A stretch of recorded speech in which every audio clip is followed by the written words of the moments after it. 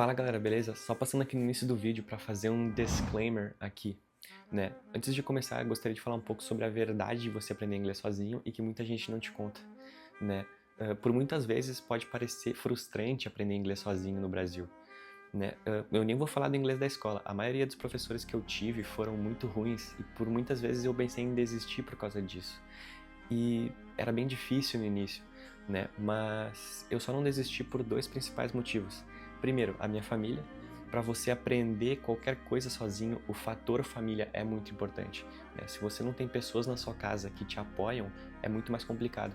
E segundo, eu sempre segui um canal, né? Eu acompanho ele desde 2016. Eu acho que eu já assisti todos os vídeos do canal dele, é o Small Advantages. E cara, a pronúncia e a qualidade do meu inglês elevaram muito depois que eu conheci o canal dele, né? Então fica aí a recomendação, por experiência própria. Eu já acompanhei vários canais, já assisti, né, vários canais no YouTube que ensinam inglês e, na minha visão, o canal dele hoje é a melhor opção para brasileiros que estão aprendendo inglês. E eu não pretendo falar coisas como saia da sua zona de conforto, seja consistente, tenha clareza no seu objetivo, porque eu vejo tudo isso como coisas muito óbvias e eu sinto que eu não ia agregar muito valor para você falando isso.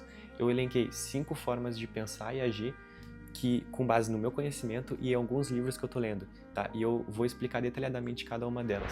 Fechou? Recentemente eu tenho lido alguns livros e mudado vários hábitos da minha vida. E a experiência que esses novos hábitos me trouxeram desbloqueou novas percepções sobre os meus comportamentos e tudo isso desencadeou na minha mente diversas análises sobre as ações que eu tomei ao longo da minha vida e os resultados que elas geraram para mim. Isso em um sentido geral mesmo, né? Mas nesse último fim de ano eu refleti principalmente sobre a minha trajetória no aprendizado da língua inglesa. Então continua nesse vídeo que eu tenho certeza que você vai se beneficiar de alguma forma com a minha experiência, fechou? Bora pro vídeo!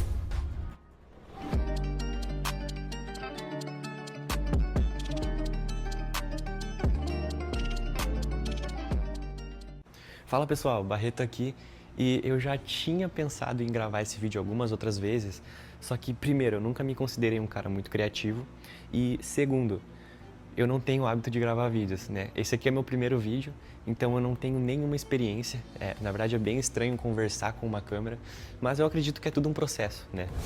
E bom, antes de mais nada eu quero deixar claro que o objetivo aqui é primeiramente gerar um conteúdo de qualidade, mas mais do que isso é apresentar estratégias de pensamento para você aprender inglês mais rápido, que eu desenvolvi através de conclusões e entendimentos que refletem essencialmente a minha experiência.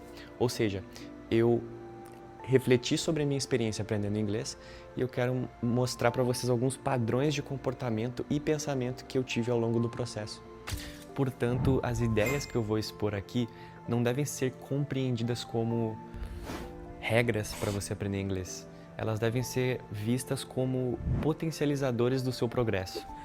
Porque, na verdade, as ideias que eu estou passando para você aqui representam, em última análise, uma avaliação crítica e, de certa forma, subjetiva do modo pelo qual eu encarei, ao longo dos últimos 10 anos, o aprendizado do inglês. E antes que você se pergunte, eu nunca saí do Brasil, sempre estudei sozinho e nunca fiz cursinho de inglês.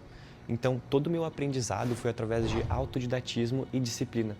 Mas eu quero que você preste atenção, porque o que eu vou te falar agora é o princípio que sustenta toda a minha argumentação nesse vídeo. Na minha concepção atual, o autodidatismo e a disciplina foram meros produtos, ou seja, consequência dos meus pensamentos constantes, que se tornaram quase intrínsecos a mim e que automaticamente me levaram a atingir meu objetivo. Então, antes de você se ater a recursos técnicos, como cursos, vídeos, cronogramas de estudo, não. Isso tudo são coisas que as pessoas se preocupam muito inicialmente, quando na verdade eu vejo tudo isso como elementos secundários ao aprendizado. Na verdade, o que você precisa mais se ater são hábitos de pensamento, que se você começar a cultivar hoje, você nem vai precisar se preocupar em pensar dessa forma daqui a alguns anos, nem vai precisar se esforçar. Tem um trecho que diz exatamente isso no livro Hábitos dos Milionários, do Napoleon Hill, em que ele diz o seguinte: Qualquer ideia, plano ou propósito dominante que você mantenha em sua mente por meio da repetição de pensamento é absorvido pela seção subconsciente da mente e posto em prática por meio de qualquer meio natural e lógico que possa estar disponível. E bom, sem mais enrolação, eu vou explicar agora os 5 hábitos de pensamento que eu tinha e que talvez, se eu não tivesse mantido eles na minha cabeça por tanto tempo, eu nunca teria atingido um nível de inglês tão bom. Eu vou falar inglês agora, mas eu vou deixar legendas em português aqui. É só você ativar elas nas configurações do vídeo pelo YouTube, fechou? So, without any further ado, let's jump right into it. Alright, so as I was saying, I've learned English entirely on my own and never attended an English school. For me, it felt more like a natural and intuitive journey rather than something rigid or overly structured. Now, as I mentioned earlier, I'm not listing rules here, maybe a to-do list or something. No. Instead, this video is a frank observation of my journey, and you should treat it as such in order to benefit from my experience. So, after spending hours reflecting, I've identified 5 key pillars that have definitely helped me learn the language. As long as you follow these 5 ways of thinking, I guarantee you'll be on your way to mastering English too. Feel free to try the principles out for yourself. Whatever works, keep doing. Whatever doesn't, you're welcome to throw away. All right, so here's the first one. Be curious. Please be curious as much as you could possibly be. And that's basically life advice. You should be earnestly and deeply curious about everything you genuinely aim to be good at. That was just one bit of wisdom I recently read that's really stuck with me. But for real, I've had this happen to me all the time. Whenever I was listening to a song, reading a text, or watching a video, I was constantly curious. What I mean is, for years now, I haven't been consuming English just passively at all. Instead, I always had a genuine interest in understanding what each word meant and often wondered, why is this sentence structured this way in English? You need to be willing to make an effort to identify specific patterns or pay close attention to lessons that show or explain those patterns of the English language. When I say patterns, I'm talking about not only sentence structures, but how people naturally talk to each other. But don't get me wrong, you don't necessarily need to understand grammatical structures. However, if you actively engage on thinking about how a sentence is structured, which is an action you'll take primarily in the early stages, you maximize your study time by mastering the core principles before diving into advanced details. Also, you're gonna gain valuable knowledge on understanding differences between Portuguese and English in terms of how a sentence is created within multiple situations in either language. You might not notice it right off the bat, but that's how you build an even stronger foundation for your English. Understand how the language works, how sentences are formed, and the most important one, how native speakers naturally express themselves. All right, now the second pillar is acknowledge that you're living in the internet age, and now the AI age. Yeah, I know that sounds obvious, but I can't stress this enough. Learning a language has never been more accessible. As a matter of fact, I learned English when AI wasn't there to help. It's even easier now. I mean, I had no one to practice with, so what I used to do is, after watching a video, I would describe what I was watching in my own words. The problem with that is I didn't have anyone to give me feedback, and feedback is the most valuable thing for any language learner. It'll boost your learning process. Now we're at a point where you can talk to an AI and it's gonna reply to you just the way a native would, or even better. And I remember countless moments when I was idle and my phone was within reach, whether at home, on my way somewhere, or even at school. Often when I felt like picking up my phone just for the sake of my entertainment, I'd remind myself of this specific belief. I refuse not to be able to speak English when I can literally sit here and listen to whatever I want anytime I'm free. Honestly, I think that belief shaped my entire learning process. It kinda acted as a motto as I kept it in my mind. In my current perspective, looking back now, I can see how much it influenced my behavior. So the way I've been constantly acknowledging that nowadays internet is a thing was a powerful thought that changed my posture, and it was crucial for me to persevere. Besides that, that thought made me feel a heck of a lot better than negative thoughts. And that's something you should be going for. Replace your non-supportive ways of thinking by listening to people who are willing to cheer you up or say something that'll keep you motivated.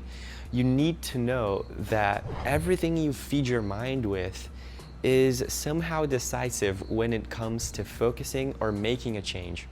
In summary, you should use the internet as your greatest tool. Number 3 is seek inspiration from people's experience and be open to listening to them. All right, this pillar is something I'm bringing up because there's nothing with such a powerful mindset shifting potential than reading a book or listening to experienced or intelligent people.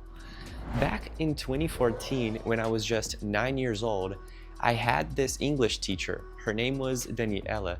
And I remember that as if it were yesterday. She opened her laptop and started showing me a lot of pictures from her trip to Canada. And there was snow all over the place, and I thought it was beautiful. Since I live in Brazil, I had never talked to anyone who had seen snow before, nor had I heard anyone talk about their experience traveling abroad back then. So yeah, that was just something new for me. The way she put her trip and experience into words really stuck with me. It made me see things differently. And I know it's not everyone that might have these kind of experiences, but I'm sharing this story with you guys because this personal experience was really, really remarkable and made me so thrilled. It has had a real impact on my perspective. So yeah, the power of storytelling is something you should never underestimate. Let me point that out. Never underestimate the impact of stories from people who have achieved real results. As the book The Secrets of the Millionaire Mind says, on the topic of learning, it's worth noting that rich people not only continue to learn, they make sure they learn from those who have already been where they themselves want to go. Now, talking more about a practical thing, number 4 is focus on output more than input. If you've ever tried to learn a new language, you've probably heard of these 2 ways of learning: input-based learning, listening and reading, and output-based learning, writing and speaking. It turns out school classes often focus too much on input. So during school, you've probably ended up missing out on improving your output skills. And that's completely unsuitable if you really want to become fluent. You will learn English way faster if you constantly express yourself in words. Look, output should outweigh input. It's way more effective. In other words, you should consume English a lot, but make expressing yourself your top priority. You will only develop fluency if you work on some specific skills, such as recall vocabulary, create sentences, and having at least a decent pronunciation. These 3 skills only come from writing and speaking. That's also the reason a lot of people can understand English, but they can't really speak it. They haven't worked on their output skills enough. However, you need to make sure that the words you output sound natural. That's why when you're practicing your input skills, you should search for YouTube channels that help you sound natural. Some of the ones I've been watching for years are Small Advantages, Learn English with Bob the Canadian, and Learn English with TV series. But honestly, there's so many of them. Eventually, you're gonna stumble upon a high-quality YouTube channel. You should just pick one that best suits you. Now, last but definitely not least, immerse yourself in English. Right, if you were to analyze my set of 5 key pillars, this one might seem the most cliche, but that's only because it's a must. You know, immersion means that you need to surround yourself in your daily life with the language as much as possible. What worked for me was making English part of my leisure time. You know, the key is you should address English as the main language in your life for things you enjoy. So, for example, read articles or books on topics you like in English. Type on Google search bar in English. The overall idea I'm trying to get across here is you should engage with content that resonates with your interests, all in English as much as possible. And immersion isn't just about learning. You will be like, along the way, you'll be creating a new reality for yourself where English becomes a second tool. It becomes an alternative. And for me, this approach is really useful because it makes learning feel less like a chore and more like an intuitive action you would recur to anyway. That's how I've been treating English for years now. That's how I've been treating the English learning process, you know? And that's almost like a learning secret, and that's not an overstatement. Look, use English as a second tool until it becomes, and it will turn into, your main and most powerful one. And that's it. If you keep these 5 habits, learning English will take place naturally. I hope you enjoyed this video, but more importantly, I hope you use its principles to dramatically change the way you perceive the English language in your life and the way you should approach it if you really want to learn it.